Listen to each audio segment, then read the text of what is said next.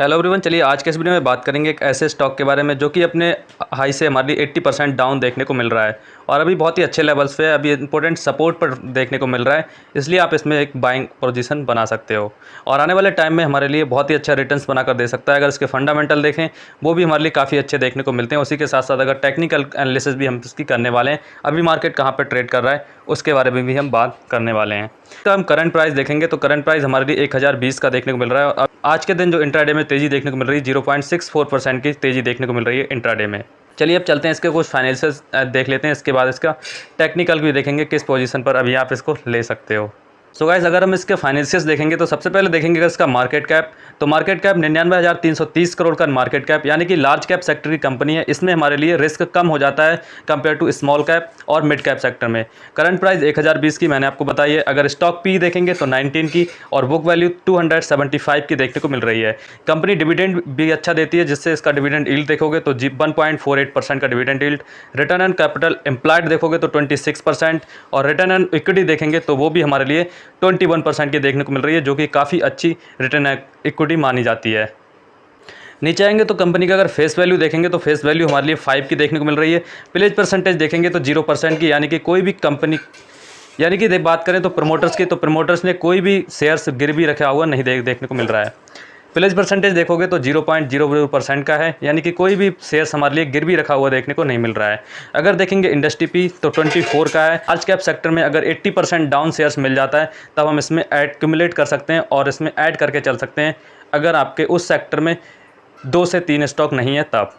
अगर देखेंगे कंपनी के प्रॉज एंड कॉन्स, कुछ नेगेटिव और पॉजिटिव बात को देख लेते हैं। सबसे पहले प्रॉज देखेंगे तो कंपनी के यहाँ जो पे आउट डिविडेंड पे आउट है 64% का डिविडेंड पे आउट देखने को मिल रहा है। कॉन्स अगर देखेंगे तो कॉन्स में हमारे लिए एक ही चीज़ देखने को मिल रही है, जो सेल्स ग्रोथ है लास्ट 5 साल की, वो हमारे लिए 8.91% से देखने को मिल रही है, जो कि हम कह सकते हैं इसको थोड़ा सा पुअर हमारे लिए देखने को मिल रही है सेल्स ग्रोथ देखें तब। कंपनी का अगर प्रॉफिट एंड लॉस देखें लास्ट 2 ईयर्स का, तब जो 2021 में सेल्स हमारे लिए देखने को मिल रही थी 37,855 करोड़ की एंड मार्च 2022 में 44,646 एंड अभी टीटीएम बेसिस पे देखेंगे तो 51,688 की देखने को मिल रही है। यानी कि कहीं ना कहीं कंपनी की सेल्स तो बढ़ते हुए देखने को मिल रही है। उसी के साथ साथ बात करें अगर एक्सपेंस की, तो 2021 में जो एक्सपेंस देखने को मिल रहे थे 31,000 करोड़ के, इसके बाद 36, उसके बाद 43 का, यानी कि जिस हिसाब से हमारे लिए सेल्स बढ़ते हुए देखने को मिल रही है उसी हिसाब से खर्चे भी हमारे लिए बढ़ते हुए देखने को मिल रहे हैं। लेकिन ऑल ओवर देखें अगर ऑपरेटिंग प्रॉफिट में, तो मार्च 2021 में जो ऑपरेटिंग प्रॉफिट हमारे लिए देखने को मिल रहा था 6,796 करोड़ का, जो बढ़कर हो गया था 8,020 करोड़ का, लेकिन अभी टीटीएम बेसिस पे 8,048 करोड़ का हो गया है। अगर हम देखेंगे ईयर बाय ईयर तब थोड़ा सा हमारे लिए कम देखने को मिल रहा है अगर टीटीएम बेसिस से देखें और 2022 से, क्योंकि अगर हम देखेंगे एक्सपेंस बहुत ही तेज़ी से बढ़े हैं, 36,000 से सीधे 43,000 हो गए हैं और उसी के साथ साथ अगर देखें हम सेल्स तो 44,000 से ओनली 51,000 बढ़ते हुए देखने को मिली है।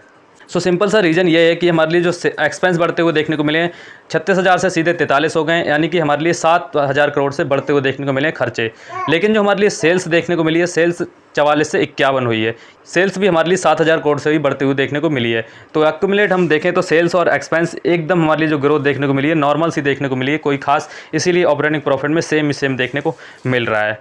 बात करेंगे अगर ऑपरेटिंग प्रॉफिट मार्जिन की, ओपीएम की बात करें तो मार्च 2021 में 18%, 2022 में फ्लैट रहा 18% और जो टीटीएम बेसिस पे हमारे लिए गिरते हुए देखने को मिला था 16%, 2% से ऑपरेटिंग प्रॉफिट मार्जिन घटते हुए देखने को मिले हैं। नीचे आएंगे तो हमारे लिए नेट प्रॉफिट भी देखने को मिल जाता है। नेट प्रॉफिट देखेंगे तो 21 में 4353 और 2022 में 5,630 करोड़ का और अभी हमारे लिए 5,277 करोड़ का देखने को मिल रहा है। टीटीएम बेसिस पर डिप आते हुए हमारे देखने को मिल रहा है नेट प्रॉफिट में। एंड बात करें अगर शेयर होल्डिंग पैटर्न की, तो प्रमोटर्स के पास जो होल्डिंग है अभी हमारे लिए करंटली 35% की, एफआईआईस के पास 26, डीआईस के पास 25, बाकी पब्लिक के पास ओनली 12% की देखने को मिल रही है। यानी कि ज़्यादातर जो स्टेक है, होल्डिंग है, वो प्रमोटर, एफआईआईस और डीआईस के पास ही हमारे लिए देखने को मिल रहा है। तो कंपनी का अगर हम सिनेरियो देखें ओवरऑल तो 80% मार्केट डाउन हुआ है, इसी वजह से हुआ है। लास्ट जो कुछ क्वार्टर से उसमें हमारे लिए सेल्स काफ़ी ग्रोथ कम आते हुए देखने को मिली, जिसके कारण हमारे लिए शेयर्स पे भी इम्पैक्ट पड़ते हुए देखने को मिला था। सो गाइस, मैं जिस स्टॉक की बात कर रहा था उसका नाम है टेक महिंद्रा। टेक महिंद्रा देखेंगे तो आईटी सेक्टर में हमारे लिए टॉप 5 कंपनी में आती है। नंबर 4 की कंपनी देखने को मिलती है टेक महिंद्रा, और महिंद्रा ग्रुप की हमारे लिए नंबर 2 में आती है, जो कि आईटी सेक्टर में काफ़ी अच्छा वर्क करती है। पहले नंबर पर महिंद्रा एंड महिंद्रा, उसके बाद टेक महिंद्रा आते हुए देखने को मिलती है। तो चलिए अब चलते हैं इसके टेक्निकल पे। टेक्निकल चार्ट इसका क्या बोल रहा है, क्या क्या हमें यहाँ पर बाय करना चाहिए या सेल या आपको होल्ड करना चाहिए अभी अगर आपके पास पोजीशन है, उसके बारे में बात करेंगे। एसएल कहाँ पे होना चाहिए अगर आप अभी बाइंग कर रहे हो, तो उस हिसाब से हम बात करने वाले हैं। रिस्क रिवॉर्ड भी देखेंगे कि कितना हमारे लिए एसएल होगा, उसके अगेंस्ट में हमारे लिए रिवॉर्ड कितना मिलने वाला है। ठीक है, तो चलिए चलते हैं इसके टेक्निकल चार्ट की ओर। सो गाइस अभी हम आ गए टेक महिंद्रा के चार्ट पर। ऑलरेडी हम इसमें अगर देखेंगे तो वीकली चार्ट टाइम फ्रेम पर अगर आप देखोगे तो बहुत ही अच्छा लेवल्स हमारे लिए देखने को मिल रहा है।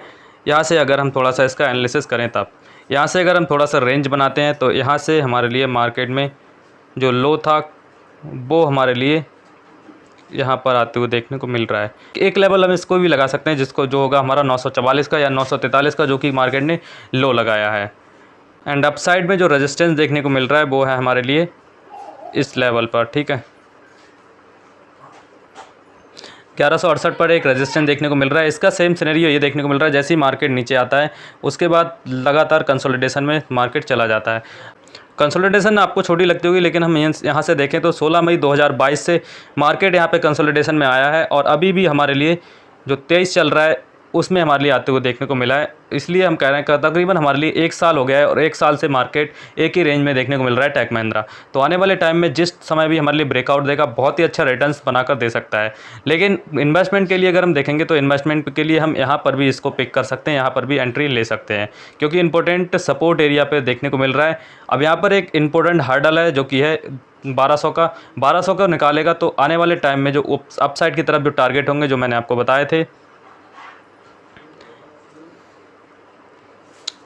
यहाँ से जो हमारे लिए टारगेट देखने को मिल सकते हैं, जो इसने हाई लगाया है 1838 का लगाते हुए देखने को मिला है, तब हमारे लिए 1838 तक के टारगेट यहाँ से तक के लेवल्स पर देखने को मिल सकते हैं। लेकिन हमारा जो फर्स्ट टारगेट जो हमारा होगा इन्वेस्टमेंट के जरिए से वो होगा 1580 का।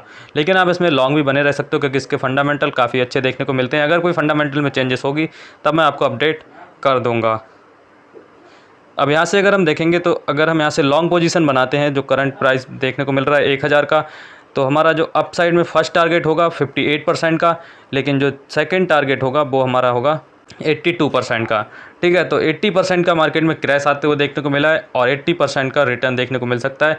जो टेक्निकली अगर एसएल देखेंगे तो टेक्निकली एसएल जो हमारा बन रहा है वो डाउन साइड का बन रहा है, इस लेवल के नीचे का बन रहा है। यानी कि टोटल देखें तो 89 पॉइंट का और परसेंटेज में देखें तो 8.87% का एक्यूरेट हमारे लिए एसएल बनते हुए देखने को मिल रहा है, स्टॉप लॉस बनते हुए देखने को मिल रहा है।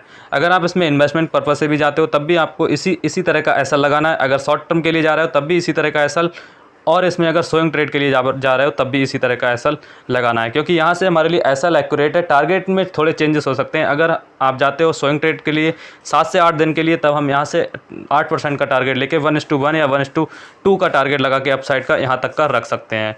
या आप जाते हो शॉर्ट टर्म के लिए 2 से 3 महीने के लिए अगर होल्ड करते हो टेक महिंद्रा को, यहाँ से तो एक बाउंस बैक देगा और आने वाले टाइम में 10 से 15% की अपमूव देखने को मिल सकती है, जो कि फर्स्ट टारगेट यहाँ का तो मार्केट आएगा ही आएगा। ठीक है, फर्स्ट टारगेट जैसे ही इसको 1200 को ब्रेक करेगा तो अप साइड में 1400 तक के टारगेट देखने को मिलेंगे। उसके बाद हमारे लिए ऊपर के बड़े टारगेट 1580 से लेकर अप साइड के टारगेट देखने को मिलेंगे 1843 तक के। तो शेयर्स में काफ़ी अच्छी अपॉर्चुनिटी देखने को मिल रही है टेक महिंद्रा में वीकली लेवल पर, और कंसोलिडेशन में अभी मार्केट चल रहा है लगातार। 1 साल अप्रॉक्सीमेटली 1 साल हमारे लिए होते हुए देखने को मिल रहा है टेक महिंद्रा में। सो गाइस आप टेक महिंद्रा को होल्ड करके रख सकते हो, जिस तरह से मैंने आपको बताया अभी टेक्निकल चार्ट में, उस तरह से आप इसमें इन्वेस्टमेंट पर्पस से जा सकते हो। बहुत ही गोल्डन अपॉर्चुनिटी अभी हमारे लिए देखने को मिल रही है। सो इसी तरह के स्टॉक्स को जानने के लिए चैनल को सब्सक्राइब जरूर करिएगा। मिलते हैं नेक्स्ट वीडियो में, तब तक के लिए देन गुड बाय।